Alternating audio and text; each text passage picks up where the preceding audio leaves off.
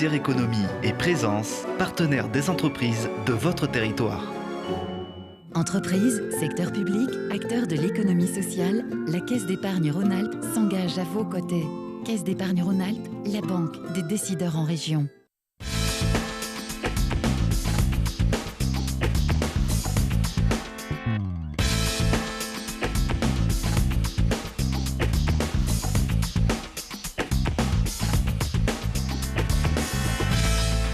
Bonjour à tous, très heureux de vous accueillir dans Classe Affaires, le club de l'économie en Isère. Chaque mois, nous découvrons les entreprises qui font la richesse de notre département.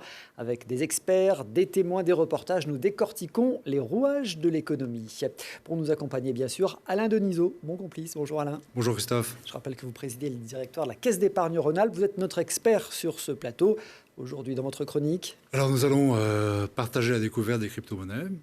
Et puis la question de l'internaute sur le CETA, ce traité entre l'Europe et le Canada qui a fait beaucoup parler de lui. On évoquera ce CETA dans la deuxième partie de l'émission. Dans notre dossier, les relations entre l'administration fiscale et les entreprises. Un pacte de confiance doit s'instaurer, mais comment ? Avec des partenariats plus naturels.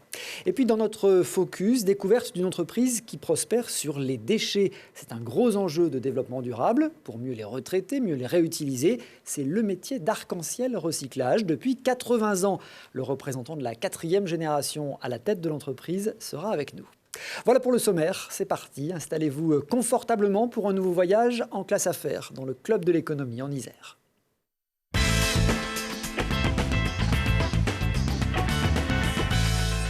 On ne parle que d'elles et elles sont pourtant très mystérieuses. Elles suscitent la méfiance mais sont néanmoins en pleine progression au point que certaines grandes enseignes envisagent de les proposer comme solution de paiement. Les crypto-monnaies peuvent-elles devenir les devises de tout un chacun ? En fait, je devrais plutôt parler, Alain, de crypto-actifs. Oui, pourquoi crypto-actifs ? Parce que les banques, notamment les banques centrales, Banque de France, Banque centrale européenne, n'aiment pas trop qu'on s'approprie le terme de monnaie, parce que la monnaie a des caractéristiques très précises. On va parler de monnaie virtuelle. Alors, ces monnaies virtuelles ont été créées dans les années 2010, avec d'une part l'essor de la puissance de calcul informatique, avec l'ère du numérique, mais également aussi une idée sous-jacente qui est que l'Internet et ce qui est produit ne doit pas être contrôlé. Il est assez libertarienne. Et la technologie, la puissance de calcul et puis quelques brillants cerveaux ont créé des crypto-monnaies dont le Bitcoin, l'Ether, le Ripple.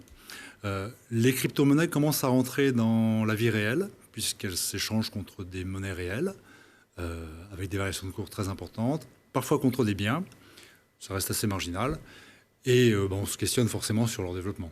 Alors on dit qu'elles ont quand même, qu'elles sont moins efficaces que les monnaies qui ont un cours légal. Disons, la crypto-monnaie est une monnaie qui n'a pas de contrepartie physique réelle et surtout n'est pas reconnue ni par les États, ni par les banques centrales, ni par les autorités. C'est vraiment un système qui est à part, qui s'échange par rapport au monde réel, mais qui ne présente pas les garanties de durabilité, d'absence de fraude, de stabilité de cours des monnaies réelles. Pour autant, elle se développe parce qu'elle rentre dans un écosystème qui est très différent, qui est celui du numérique, qui est celui de la puissance de calcul, qui est celui du monde à plat que permet l'Internet. Alors comment elles fonctionnent, ces crypto-monnaies ? Je vous propose de prendre l'exemple du Bitcoin, vous l'avez cité, c'est le plus connu. Qui va les émettre ? Comment je peux les utiliser ? Alors, le Bitcoin, c'est déjà la monnaie, c'est aussi le système. Donc parfois, on prend les deux. Le Bitcoin a été créé sur la base d'un algorithme extrêmement complexe qui vise à sécuriser totalement les transactions dans la crypto-monnaie. Et c'est finalement la puissance de calcul des ordinateurs qui va être mise à disposition qui vont créer des bitcoins. Au fur et à mesure que ces bitcoins sont créés, en nombre, au fur et à mesure, ils sont plus difficiles à créer. Donc, ils nécessitent plus de puissance de calcul. Ces bitcoins sont plafonnés en nombre à 21 millions, nombre qui n'est pas encore atteint. Donc ça signifie que chaque bitcoin marginal devient plus cher que le précédent à créer, mais aussi en termes de valorisation. Donc voilà comment fonctionne ce bitcoin entre finalement concepteurs de crypto-monnaies, que l'on appelle les mineurs. Ça veut dire que moi je peux en avoir à titre personnel ? Alors ça veut dire que vous pouvez contre de l'euro, contre de l'dollar acheter des bitcoins sur des plateformes spécialisées. Pour autant, ces bitcoins, si vous, par exemple, vous les stockez sur une clé numérique et que vous perdez la clé numérique, ils sont perdus. Ouais.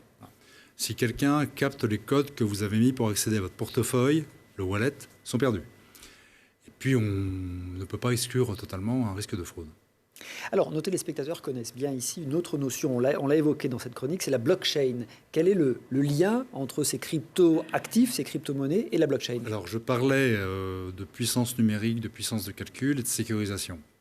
La blockchain est un système qui fait que l'ensemble des informations numériques qui construisent un rassemblement de données sont partagées sur un nombre très conséquent d'ordinateurs. Donc ça signifie que la duplication identique de toutes les données les sécurise. Si on veut changer quelque chose, il faut le changer dans des milliers d'ordinateurs. Donc la crypto-monnaie, qui se veut malgré tout fiable dans l'esprit de ses concepteurs, rentre dans une typologie de calcul et de stockage de type blockchain, avec comme contrepartie, je le disais, beaucoup de puissance de calcul, beaucoup de temps à consacrer par les programmeurs numériques, et aussi beaucoup de consommation d'énergie. La crypto-monnaie n'est pas très environnement durable. On a évoqué le Bitcoin, vous en avez cité des autres. Il y a beaucoup de crypto-actifs comme ça? Il y aurait aujourd'hui dans le monde 2000 crypto-actifs, mais la dizaine des plus connus représente 85 et 90% des crypto-monnaies en circulation. Et en valeur? En valeur, c'est 350 milliards de dollars. L'équivalent de 350 milliards de dollars. C'est impressionnant. C'est assez impressionnant, mais il faut savoir que toute la monnaie qui circule en billets et en pièces dans le monde, États-Unis, Europe principalement, plus ce qui est sur les comptes courants, donc ce qu'on appelle en politique monétaire M1, représente 11 000 milliards de dollars. Voilà. 350, la proportion. 11 000. Pour conclure, les forces et faiblesses de ces crypto-actifs. Alors la force de la crypto-monnaie, c'est qu'elle permet bien sûr d'explorer de nouveaux processus d'échange entre le numérique et les biens réels. Ça permet également parfois de faire des transactions importantes plus facilement que par les circuits habituels, puisqu'on peut passer du dollar à la crypto-monnaie, de la crypto-monnaie au dollar dans d'autres pays. Ça permet parfois aussi, on va prendre l'exemple de l'Argentine, de contourner les phénomènes d'inflation. Beaucoup d'Argentins ont transformé leur pesos en crypto-monnaie pour éviter l'inflation galopante qui dévalue leur monnaie. Et puis ça permet aussi parfois de contourner des transferts interdits, par exemple en Chine, où la monnaie chinoise n'est pas convertible, sauf sous des conditions extrêmement précises. Encore une question, pardon, mais est-ce qu'il n'y a pas des risques de bulles artificielles? Les crypto-monnaies sont extrêmement volatiles. Si on prend que le Bitcoin, qui est la crypto-monnaie la plus répandue, elle est montée jusqu'à 17 000 $ l'unité. Et puis aujourd'hui, elle vaut 7 000 $ l'unité. Avec des phénomènes spéculatifs très forts, où finalement, un peu comme dans tous ces objets-là, ce sont les personnes les moins aguerries qui se mettent le plus tard dans le mouvement, qui en achètent et qui finalement sont un peu les victimes de cette volatilité. J'ai bien compris les forces.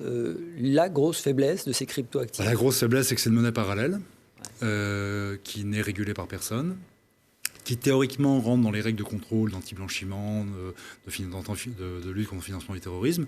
Mais aujourd'hui, matériellement, ce n'est pas possible, puisque c'est un centre de décision qui est complètement éclaté. Et donc, on ne peut pas éviter de penser à la fois à l'argent sale, au trafic, à tout ce qui tourne autour des mouvements importants de capitaux qui ne seraient pas maîtrisés sur notre planète.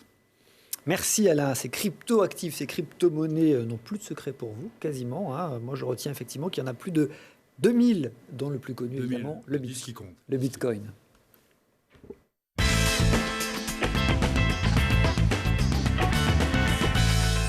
Une belle illustration de l'économie circulaire maintenant. Depuis 2 ans à Fontaine, une start-up s'est spécialisée dans la fabrication de planches de skate à partir de snowboards recyclés. C'est l'idée de 2 anciens ingénieurs qui, aidés par l'incubateur Ronalpia, ont réussi à mettre en place un processus à la fois semi-industriel et artisanal. Les planches sont découpées par un sous-traitant, les roues sont fixées par une entreprise d'insertion avant que les skates soient ensuite personnalisés. Reportage. Adrien et Vincent veulent réduire l'empreinte écologique de l'industrie du sport avec Knockboard, une marque de skateboard fontainoise qui fabrique ses skates et ses longboards à partir de snowboards recyclés. L'objectif, réduire le volume de déchets et préserver les ressources naturelles. L'idée de Knockboard, c'est vraiment de donner une deuxième vie à des snowboards qui ont un défaut de fabrication, qui ont été utilisés pendant 1 année ou 2 et qui ont été cassés. L'idée, c'est vraiment de remettre des produits qui sont destinés à la destruction sur le marché et à utiliser l'économie circulaire Plutôt que extraire des ressources naturelles, extraire du bois, couper des forêts pour avoir du bois pour faire un skateboard, on a décidé plutôt d'utiliser de la matière qui existe déjà, donc les snowboards qui partent à la poubelle, qui partent en destruction, et en faire un nouveau plateau, un produit de haute qualité et qui apporte vraiment quelque chose de nouveau sur le marché. Ici, le recyclage ne rime pas avec bricolage. Les deux anciens ingénieurs du groupe Rossignol sont experts en matériaux. Ils analysent la matière première, vérifient la souplesse, la légèreté et la maniabilité des snowboards et créent des skateboards uniques. Ce qui est très intéressant avec les snowboards, c'est que, au-delà du fait que ça peut glisser sur la neige, c'est un matériau qui est hyper intéressant au niveau propriétés mécaniques et au niveau esthétique. Au niveau des propriétés mécaniques, c'est un matériau qui est fabriqué avec un noyau avec du bois, avec de la fibre de verre, des matériaux qui sont très résistants, très légers, qui sont faits pour être flexibles sans casser. Et il y a aussi la partie graphique qui est pour nous très intéressante et très importante, c'est que les snowboards sont très travaillés au niveau graphique. Avec parfois des artistes qui signent. Et nous, on va les remettre en valeur aussi, c'est quelque chose qui nous plaît, le remettre en valeur sur le skate. À terme, Adrien et Vincent souhaitent travailler toute la matière première, réutiliser les chutes et se lancer dans la décoration intérieure, le mobilier, l'ameublement et le design. Et l'objectif est d'atteindre une production de 2000 à 3000 skates par an, une démarche écolo-payante, quand on sait qu'un skate, c'est l'équivalent de 20 kg de CO2 économisé. Knockboards est sélectionné par Classe Affaires pour le prix Innover pour gagner. Il est remis en mars lors du forum du même nom au World Trade Center.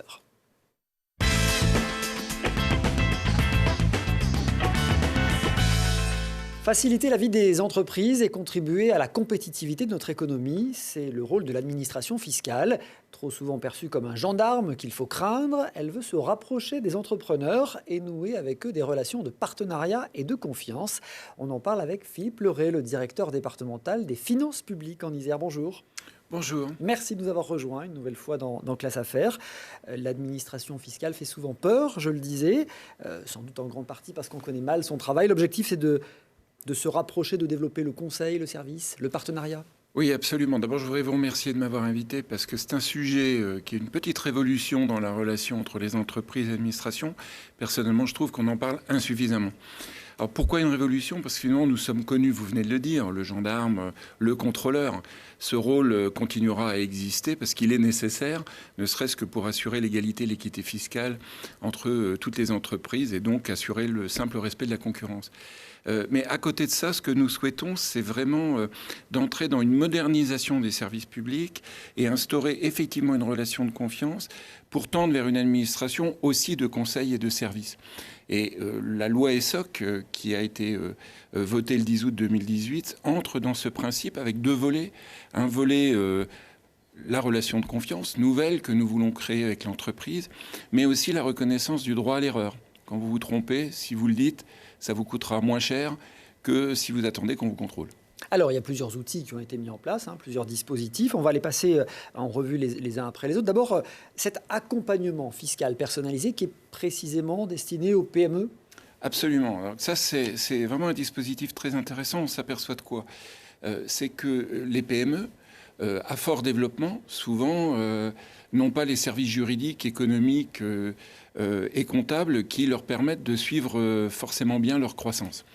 Et donc, l'idée, en tout cas, sur le volet juridique et fiscal, c'est de pouvoir accompagner les entreprises sur la base de leur volontariat, de manière à leur permettre d'éviter les choses trappes et de se tromper dans les choix qu'ils pourraient effectuer, effectivement, en matière fiscale. Donc, l'offre que nous proposons, c'est une offre à la carte qui repose sur la demande du contribuable, qui touche tous les sujets qui peuvent l'intéresser et qui portent sur le domaine comptable, financier et donc fiscal pour ce qui nous concerne. Donc là, le chef d'entreprise, concrètement, a un interlocuteur référent. Voilà, absolument. Donc, il a son interlocuteur habituel, qui est le service des impôts des entreprises, qui peut lui servir de point d'entrée, évidemment, pour comprendre nos rouages et voir où aller.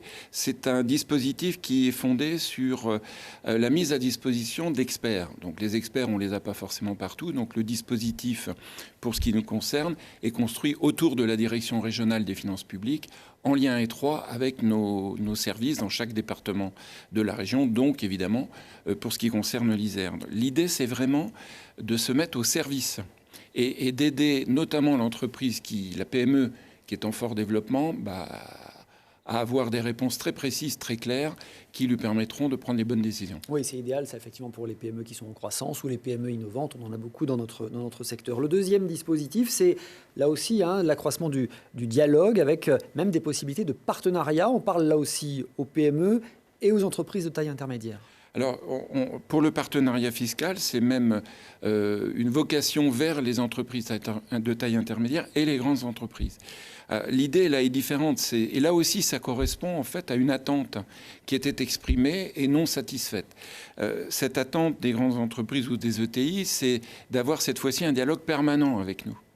C'est-à-dire qu'eux, ils s'engagent tous les jours sur des dossiers compliqués et parfois sans filet s'agissant de la relation administration fiscale. Alors ça s'appuie aussi pour eux sur ce qu'on évoquera tout à l'heure, le rescrit fiscal.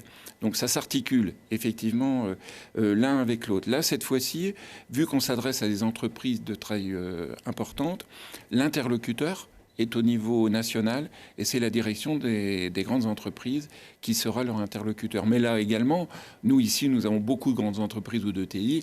On peut servir de relais pour taper au bon endroit, enfin la bonne porte plus exactement, et avoir la bonne réponse. Alors on détaillera effectivement ce rescrit fiscal tout à l'heure, mais avant cela, la mise en conformité, une facilitation de la mise en conformité. Et là, on aborde une question qui peut être sensible. Absolument, puisque là derrière, on peut aborder des éléments de fraude.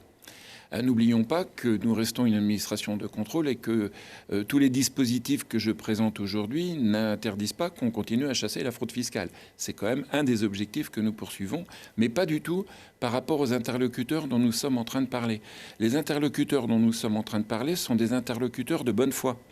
Et c'est important, la quasi-totalité des entreprises sont de bonne foi. Et quand elles se trompent et que nous leur faisons un redressement, souvent c'est aussi de bonne foi. D'ailleurs, nous avons les moyens de le constater, qu'elles étaient de bonne foi. Alors par exemple, je suis un chef d'entreprise, je viens de faire un rachat, une croissance externe. Là, je me rends compte qu'il y a besoin d'une mise en conformité. Comment ça se passe ? Absolument, c'est un excellent exemple. Vous rachetez une entreprise, vous apercevez qu'au niveau fiscal, ce que vous venez de racheter, vous ne l'aviez pas vu, mais il y a un problème. Et donc dans cette configuration, vous pouvez spontanément venir vers l'administration fiscale. Là aussi, il y aura un service national qui sera votre point d'appui, qui est également situé à la direction des grandes entreprises, dont la vocation va être de prendre votre dossier, de prendre votre demande, de l'examiner. Là, évidemment, puisque on parle entre guillemets d'un redressement que vous-même vous avez initié, il y aura des pénalités, mais sauf qu'elles sont fixées par un barème qui est connu à l'avance et on sait au moment où vous venez nous voir combien ça vous coûtera effectivement de redresser la situation. Le gros avantage, c'est que vous partez malgré tout sur des bases extrêmement saines et solides grâce à vous-même. Et donc pour l'entreprise, c'est aussi un point d'appui qui, à mes yeux, est très important. Autre dispositif, la possibilité de recourir à un tiers certificateur pour l'examen de cette conformité fiscale. Bon, les plus courants sont les commissaires aux comptes. Voilà, alors là vous voyez bien qu'on est en train d'analyser toute une palette de services nouveaux qui sont proposés. Donc effectivement, il y a l'examen de conformité fiscale, ce qu'on appelle par un tiers de confiance, qui seront la plupart du temps les commissaires aux comptes, effectivement, comme vous l'avez dit. Sur certains sujets fiscaux très précis, qui concernent et qui embêtent, entre guillemets, les entreprises tous les ans quand elles font leur bilan, la problématique des provisions, les provisions déductibles, la problématique des amortissements sur les immobilisations, les CAC ont une expérience. Ils ont un lien avec l'administration fiscale, ils savent la plupart du temps, comment effectivement se situer par rapport à une demande des entreprises. Donc là, c'est un rôle d'intermédiaire entre l'administration fiscale et l'entreprise qui lui permettra d'avoir un conseil auprès de ses propres conseillers, finalement, que sont les commissaires aux comptes. Et donc, effectivement, quand les commissaires aux comptes vont s'engager sur un dispositif, l'entreprise sera sécurisée. Donc elle aura rémunéré son conseiller, ce qui est normal, les CAC ne travaillent pas gratuitement, c'est tout à fait logique, mais en revanche, elle sera sécurisée sur la réponse qui a été apportée. Et en cas de contrôle de l'administration fiscale, s'il y a eu une erreur de son conseiller, c'est lui et ses assurances qui seront taxés, c'est pas l'entreprise. Donc ça sécurise juridiquement, une fois encore, l'entreprise dans ce dispositif qui, je dirais, est beaucoup plus quotidien cette fois-ci sur ses opérations naturelles et normales. Et alors, il y a ce fameux rescrit fiscal systématisé. Alors moi, je ne connaissais pas ça, qui est à la fois un conseil et un engagement. Absolument. Alors, le rescrit fiscal, ça n'a rien de nouveau. Effectivement, c'est un dispositif qui permet à tout contribuable de bonne foi, encore une fois, vous voyez bien que la bonne foi est au cœur du dispositif, et qui nous fait une demande de bénéficier d'une prise de position de la part de l'administration fiscale. Vous avez un sujet précis, vous voulez faire un investissement, vous vous demandez quelle structure juridique d'accompagnement de votre investissement, vous voulez transformer le statut de votre entreprise, tout un tas de questions qui ont des répercussions fiscales. Vous avez la possibilité de demander à l'administration fiscale non seulement son avis, mais cette fois-ci sa position écrite. Et de par la position écrite, on engage l'administration. Ce qui revient à dire que si l'administration fiscale se trompe dans la réponse, tant pis pour elle. Et l'entreprise sera là aussi sécurisée. Aujourd'hui, nous avons de l'ordre de 18 000 rescrits fiscaux nationalement. Donc c'est un dispositif qui marche et qui, vous l'avez dit vous-même, n'est pas forcément si bien connu que cela. Et donc ça mérite là aussi d'être connu. Ce qu'il faut également savoir sur le rescrit fiscal, c'est qu'au-delà de la réponse individuelle que vous pouvez formuler auprès de l'administration, pour les rescrits d'ordre général, c'est-à-dire une question qu'on nous pose et qu'on nous pose souvent, nous avons une base de données qui est accessible à tout le monde par notre site traditionnel impôt.gouv et qui va permettre à l'entreprise d'aller directement à la pêche aux infos et d'avoir sa réponse quasiment sans nous consulter. Ce nouveau pacte de confiance, on voit bien, Philippe Leray, il repose sur le dialogue. Les agents de la direction des finances publiques ont dû être formés pour ça, non? Alors, c'est une très bonne question. C'est un vrai défi. Vous avez raison. C'est pas évident quand vous exercez une fonction qui est d'abord une fonction de contrôle de basculer dans ce monde-là. D'autant plus que nos vérificateurs de comptabilité qui vont dans les entreprises sont amenés à donner ce conseil. Pas forcément pour dire « je vais vous donner la réponse », puisque vous voyez bien qu'il y a des dispositifs locaux ou nationaux qui sont encadrés et qui permettent de donner la réponse, mais en tout cas de conseiller. Effectivement, vous pouvez faire telle chose. Donc, effectivement, nous avons fait des formations, mais si vous permettez, comme d'habitude, je vais inverser. Il faut aussi que les entreprises, elles évoluent. Parce que les entreprises nous voient effectivement uniquement sous cet angle du contrôle. Et ce contrôle, je le dis bien, on n'est pas en train de le supprimer. On veut le réorienter davantage et avec encore plus de force contre la fraude fiscale. Et on veut davantage accompagner le contribuable, l'entreprise de bonne foi. Mais il faut aussi que les entreprises comprennent que ce n'est pas pour faire du contrôle dévié qu'on leur propose ce rôle de conseil. C'est un vrai rôle de conseil à leur disposition pour favoriser l'économie. Et un travail de partenariat. On aurait pu évoquer aussi l'appui aux entreprises qui exportent, et notamment pour les mettre en relation Absolument. Avec la fiscalité de certains autres pays étrangers. Là Absolument. aussi, Là aussi, on peut apporter notre concours, et notamment aux entreprises qui ont moins l'habitude que d'autres d'aller à l'exportation. Et là également, il y a des conseils, parce que les réglementations fiscales d'un pays à l'autre peuvent être extrêmement divergentes. Et nous avons la possibilité aussi de contribuer, d'aider dans ce sens-là. Et on trouve évidemment tous les contacts sur le site internet impôt.gouv.fr. Merci Philippe Leray d'avoir été avec nous. Dans un instant, le défi du développement durable, c'est celui d'Arc-en-Ciel Recyclage. Un défi qui n'est pas nouveau pour l'entreprise puisqu'elle se développe depuis 80 ans et propose maintenant une offre globale de gestion des déchets, de la collecte au regroupement, puis au tri et enfin à la valorisation. Et cela même pour des déchets très étonnants. Vous allez découvrir ça. À tout de suite.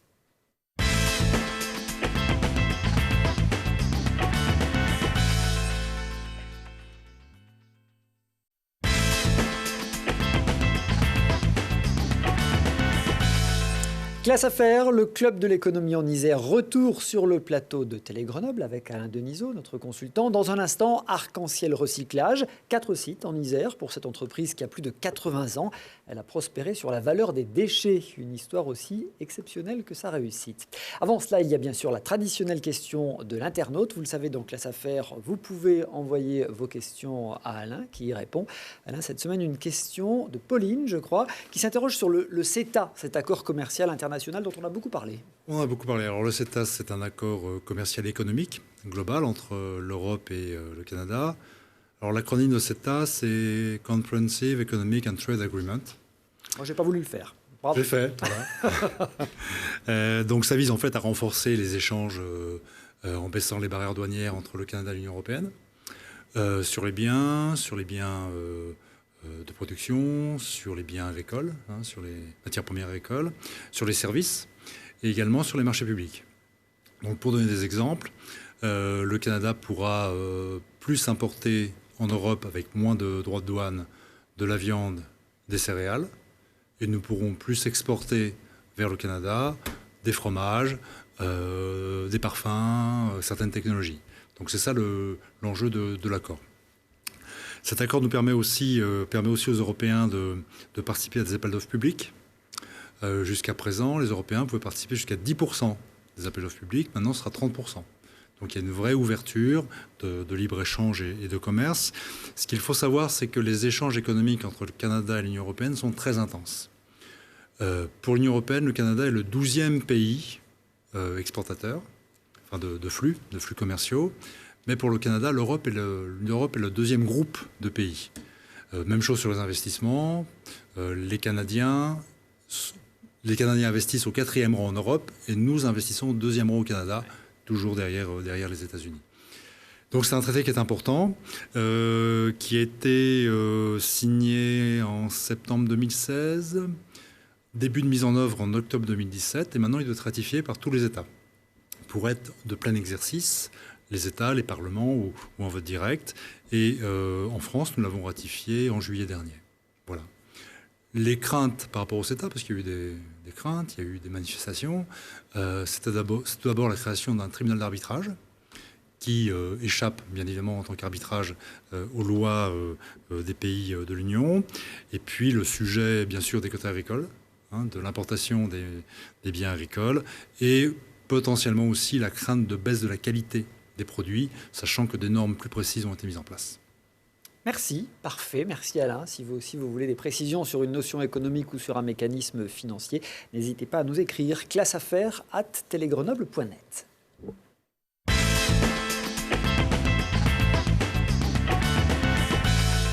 Les déchets sont des trésors. C'est sur ce principe qu'a prospéré Arc-en-Ciel Recyclage. L'entreprise née dans les années 30 compte aujourd'hui 4 sites en Isère et est devenue spécialisée dans la gestion globale des déchets, collecte, tri, retraitement. 80% d'ailleurs sont ainsi recyclés. Un véritable savoir-faire transmis sur 4 générations. Avec nous aujourd'hui, Enzo Barbagallo, bonjour. Enchanté. Vous êtes le directeur général d'Arc-en-Ciel Recyclage et vous êtes cette fameuse 4e génération dans l'entreprise. Tout est parti de votre arrière-grand-père dans les années 30. C'est ça, tout à fait. Mon arrière-grand-père, en fait, en arrivant d'Italie, s'est mis à travailler dans les usines de chaussures dans notre village d'Iso. Et à la fin de la journée de travail, il se mettait à collecter les pots de lapin, les chiffons, les bouteilles de champagne ou les vieux cartons des habitants du village que tous venaient lui vendre. Sur son vélo, hein ? Sur son vélo, voilà, c'est ça, ou sa petite charrette, ou à dos d'âne, etc. Et donc, au fil du temps... il s'est dit pourquoi pas je me lancerais complètement dans cette filière, on va dire.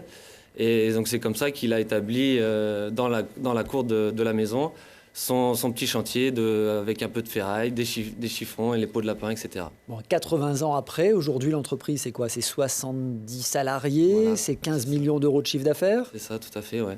4 sites. Voilà, c'est ça, pas mal d'évolutions depuis le petit vélo et les pots de lapin. Donc actuellement, il n'y a plus de pots de lapin, donc on a évolué en fait avec les déchets, la société de consommation. C'est-à-dire que mon grand-père, c'était beaucoup aussi ferraille, etc. Et c'était le début des déchets, avec la grande distribution, les centres logistiques, etc. Et puis arrivé à l'époque de mon père, où là, le déchet est arrivé en masse, on va dire, avec les méthodes d'industrialisation qui ont changé, les méthodes de consommation aussi... dans le même temps. Donc, on fabriquait moins en France, on va dire, et on importait les pièces. Donc, il y avait des palettes, du carton, etc. Donc, c'est ce qui nous arrive aujourd'hui. Donc, on a totalement changé notre métier. On passe à 50% de gestion, prestation de services au niveau des déchets. 50%, c'est négoce de ferraille, métaux et matières valorisables. Voilà. Alors, on va découvrir les différentes activités de l'entreprise. J'évoquais 4 sites en Isère. Alors, il y a Iso, Beaurepaire, Bourgoin et depuis quelques mois, Domaine, près de Grenoble. Donc, le petit vélo du début a laissé place à des engins beaucoup plus techniques aujourd'hui. Oui, tout à fait, et beaucoup plus cher aussi. En gros, par exemple, ce qui est le plus connu, on va dire, dans nos métiers, c'est la pelle de manutention. Vous savez, avec le grappin en ferraille, Donc ça nous sert à manutentionner, à trier, charger les camions. On a aussi des grosses machines comme les presses à balles. On va mettre le carton, le papier qui a besoin d'être compacté dans des balles, on va dire, de 1 tonne, qui est consommé ensuite par les papeteries. Et bientôt, en fin d'année, on va recevoir aussi un autre outil, c'est une presse cisaille. En fait, c'est une grosse guillotine de 60 tonnes, on va dire. On va mettre les ferrailles de grande longueur pour les couper en petits morceaux pour nos clients en fonderie à scierie. Bon, on ne parle pas des camions, hein, les camions multi-bennes maintenant. Hein. Voilà, c'est ça. Donc 3 types de camions, on va dire, pour différents types de bennes, de contenants que nos clients souhaitent. D'investissement en innovation, l'entreprise s'est donc adaptée, vous le disiez, hein, elle s'est développée jusqu'à devenir Arc-en-Ciel Recyclage en 1984. Petit retour sur 80 ans d'histoire avec ce reportage de Charlotte Faulkner. L'histoire d'Arc-en-Ciel Recyclage commence en 1936 avec la première génération de l'entreprise qui à vélo collectait les chiffons, les métaux ou encore les pots de lapin et bouteilles de champagne. 80 ans plus tard, l'entreprise a toujours pour mot d'ordre la valorisation des déchets. La société est depuis ses débuts située sur la commune d'Izeaux et continue de travailler en famille.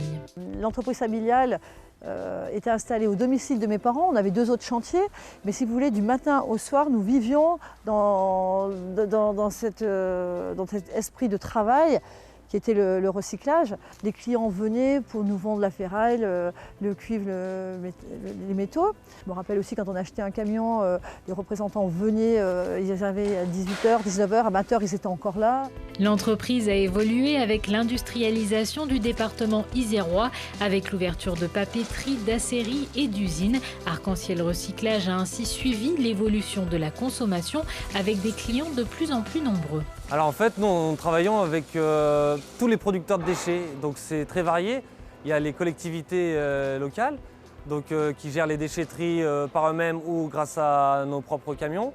Nous avons aussi les industriels, on a aussi les centres de logistique et de distribution, les particuliers et tous les artisans, donc que ça aille de l'étancheur, le charpentier, le maçon, le plâtrier, etc. Donc qui produit du déchet, soit en rénovation, soit en construction, soit en démolition. Une fois que les déchets arrivent sur le site, tout est fait pour qu'ils soient valorisés au maximum et ça passe avant tout par une étape de tri. Donc ici on a du bois d'emballage, du bois de palette ou de charpente. Donc c'est du bois noble et propre. Il va partir en chaufferie sur Grenoble ou d'autres chaufferies pour faire de la chaleur pour les réseaux de distribution de la ville. Ensuite, là-bas au fond, on va voir du plâtre. Et ça, il va être recyclé aussi à 100% et à l'infini. C'est-à-dire qu'on va l'envoyer dans une usine qui va le concasser, le broyer et sortir que le gypse des autres matériaux polluants, donc le papier ou le bout de rail de placo, etc. Et ensuite, là, on arrive à notre quai carton, papier de bureau ou carton d'industriel. Donc ici, on va le mettre dans le canal avec un agent au sol qui va sortir les impuretés pour ensuite faire des balles de carton comme on a vu. Fort de son succès, Arc-en-Ciel Recyclage est maintenant présent sur 4 sites en Isère, dont le dernier en date est celui de Domaine, ouvert en 2019. L'entreprise compte aujourd'hui plus de 50 salariés et a réalisé un chiffre d'affaires de plus de 12 millions d'euros en 2018. Enzo, on le voit bien, dans les années 80 est arrivée la notion de développement durable, hein, ce fameux défi aujourd'hui dont on parle tous les jours. C'est finalement devenu votre métier. C'est ça. Et l'antériorité est un véritable avantage concurrentiel. C'est ça. On va dire que nos métiers demandent beaucoup d'investissement. Donc, on va dire celui qui veut se lancer maintenant, il faut beaucoup d'argent. Et nous, on va dire l'effet d'économie circulaire de développement durable, c'est dans le sang parce qu'on fait ça depuis tout le temps. Donc, on a toujours connu ça, on va dire. Alors, on voit la gestion globale, hein, c'est ça votre métier, la gestion globale. Ça veut dire quoi? Ça veut dire qu'on va chercher les déchets, qu'on les transporte, qu'on les trie et après qu'on travaille à leur recyclage? C'est-à-dire dans le secteur du recyclage, il y a des généralistes comme nous ou des spécialistes qui vont se spécialiser par exemple sur les métaux spéciaux, d'aéronautique, etc. Ou on va dire communément les ferrailleurs qui sont beaucoup sur la ferraille ou les métaux. Ensuite, il y a les papetiers, etc. ou les spécialistes du déchet dangereux. Et nous, on a pris le choix de faire tous ces métiers-là sous une seule entité qui est Arc-en-Ciel Recyclage et notamment sur le site d'Izeaux qu'on a vu sur le reportage où on fait d'un côté fer et métaux, donc aluminium, zinc, cuivre, acier. les déchets non dangereux, donc les déchets de chantier. Vous construisez une maison ou une démolition, il y a du bois, du plâtre, du verre, du plastique, etc. Donc on traite ces déchets. Et la partie déchets spéciaux, on appelle ça déchets dangereux, mais communément c'est tout ce qu'il y a sous le robinet de la cuisine. Donc javel, les pots de peinture, les solvants, les huiles, les bases, etc. Donc aujourd'hui, les usines, elles génèrent tous ces déchets-là. Donc ça leur permet d'avoir en face un interlocuteur précis, une personne à qui parler. Voilà. L'évolution de votre métier, elle est assez visible sur les chantiers du BTP. Hein. Il y a une vingtaine d'années, finalement, vous mettiez une benne pour les déchets. Aujourd'hui, vous en mettez combien? On en met 4, 5, parfois 6. Maintenant, voilà, il y a une vraie déchetterie qui se met au pied du bâtiment. Pour le client, c'est moins cher parce qu'il trie à la source. Pour nous, c'est mieux car on valorise toujours plus. Et en ce moment, depuis quelques années, enfin 2 ans environ, on est en partenariat avec Saint-Gobain. On va dire, on est l'entreprise test sur le 38 et on va mettre des bennes spécialement pour la laine de verre qu'on renvoie vers leur usine qui recycle ensuite. Vous le disiez, Arc-en-Ciel Recyclage traite des déchets très spéciaux, hein, par exemple des objets provenant des saisies judiciaires, mais aussi, vous l'évoquiez, des déchets dangereux. Reportage.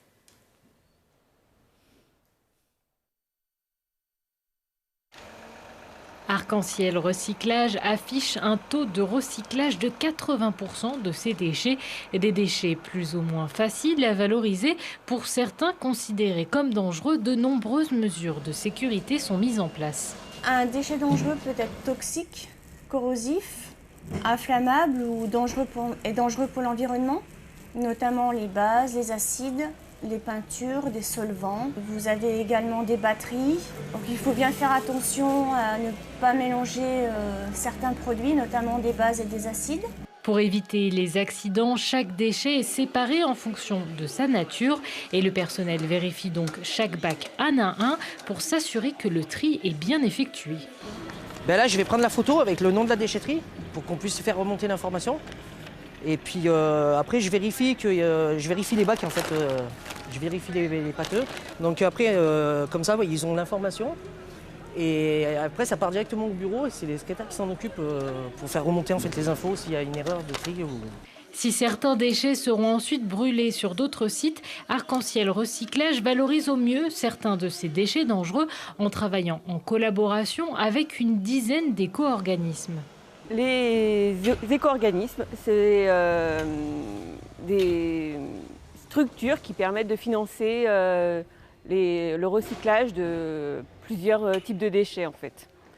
Donc, ça peut aller du déchet dangereux spécifique comme EcoDDS, mais aussi la partie bois. On a un éco-organisme qui s'appelle Valdelia qui permet de financer le recyclage de mobilier professionnel. En France, moins d'une quinzaine de sites sont habilités à traiter ces déchets dangereux. Ils représenteraient 3% des déchets produits en France, soit environ 11 millions de tonnes. Plus, vous me dites Enzo, c'est ça? Un peu plus. Ouais. Mais il faut avoir la plateforme agréée. En fait, nos sites sont des ICPE, installations classées protection de l'environnement. On ne peut pas faire ça n'importe où. Donc c'est sous arrêté préfectoral, etc. Et nous sommes audités très régulièrement. Et en plus, dans le cadre de nos certifications 9001 et 14001. Notamment pour la formation des collaborateurs, parce qu'on ne traite pas on ne travaille pas sur ces déchets comme sur n'importe quel autre. Non, comme l'a dit ma collègue, si vous mélangez 2 types de déchets, ça peut vite faire une petite explosion ou départ d'incendie. Donc on ne veut pas ça. Alors on évoque là les déchets dangereux. Quels sont les déchets les plus étonnants que vous ayez eu à traiter? J'évoquais, moi, les saisies judiciaires. Oui, c'est vrai que les saisies judiciaires, c'est particulier, parce que ça ne nous arrive pas souvent. Et bon, c'est des déchets, enfin, c'est pas des déchets, c'est des objets atypiques. Donc, on a dû cisailler des fusils de chasse ou des pistolets qui ont servi dans des diverses affaires de gendarmerie. Tout ce qui est drogue aussi, notamment. Et ensuite, ce qu'il y a de moins marrant, mais qu'on traite aussi, pas moins marrant, mais on va dire, qui fait plus mal au cœur, c'est les chutes, enfin, ce que les entreprises ont créé et qui ne va pas pouvoir être mis sur le marché, les invendus, etc. Donc on voit les matières qui peuvent fonctionner, être vendues ou être utilisées par quelqu'un. mais l'entreprise souhaite le faire détruire, donc c'est suivi par huissier, douanier, enfin, voilà, etc. Alors je comprends bien, vous triez et ensuite vous revendez. Hein, je le disais, nos déchets sont vos trésors finalement, mais ça fait des trésors qui sont bien souvent très dépendants de cours mondiaux. On pense aux métaux évidemment. C'est ça, notamment les métaux, on va acheter auprès de nos clients pour revendre ensuite. Et on va acheter 3 kilos à l'artisan du village et ce prix-là du jour va être réglé par les bourses mondiales en fait. Donc c'est ça qui est aussi atypique. Donc on a un métier où il faut vraiment être au courant de ce qui se passe. Et anticiper. Et anticiper, car si vous perdez X euros la tonne sur un stock, bon, bah, vous le sentez passer tout de suite. Bien sûr. Et il faut sentir, voir si le marché va repartir, baisser, etc. On essaye de se couvrir aussi avec nos clients, etc. Voilà. L'avenir, c'est quel type de déchets que vous allez traiter? Vous avez déjà une idée? Il y a les voitures électriques qui vont nous causer un peu de soucis. Actuellement, on ne sait pas les recycler sur les batteries. Voilà, les batteries. On a déjà le cas avec les jouets qui sont cause de nombreux départs de feu. Parce que les jouets sont fabriqués de différents plastiques. Dedans, il y a souvent la pile que les gens oublient d'enlever pour jeter en déchetterie. Donc ça arrive chez nous, on met un coup de grappin, la pile prend feu et le tas prend feu. Les trottinettes électriques, l'opérateur il voit que c'est de l'aluminium, mais dedans il y a une batterie. De plus en plus de plâtre aussi. Aussi c'est de plâtre, dans le reportage. que maintenant on recycle à 100% depuis un peu plus de 10 ans. Donc il y a beaucoup d'évolutions sur les déchets. La grosse problématique, c'est que les metteurs sur le marché des futurs déchets, parce qu'ils mettent sur le marché des objets, mais qui deviennent des futurs déchets, il faut qu'ils pensent à leur conception pour que quand ça arrive chez nous, on sache quoi en faire. Parce que là, actuellement, ça arrive chez nous, ça nous arrive comme ça, quoi. C'est un nouveau défi pour la 4e génération que vous représentez dans cette entreprise. Alain, une belle entreprise traditionnelle, mais qui a évolué. Qui montre une superbe réussite familiale et entrepreneuriale, et puis comment on peut s'inscrire dans une histoire tout en étant dans une totale modernité, quoi. Ce que vous incarnez. C'est superbe, bravo. Merci. Merci en tout cas d'être venu témoigner sur notre plateau, Enzo. Merci. Merci beaucoup Alain. Au mois prochain, Classe Affaires à voir et à revoir sur télégrenoble.net. Merci à tous de votre fidélité. À très vite pour un nouveau voyage en Classe Affaires dans le club de l'économie en Isère.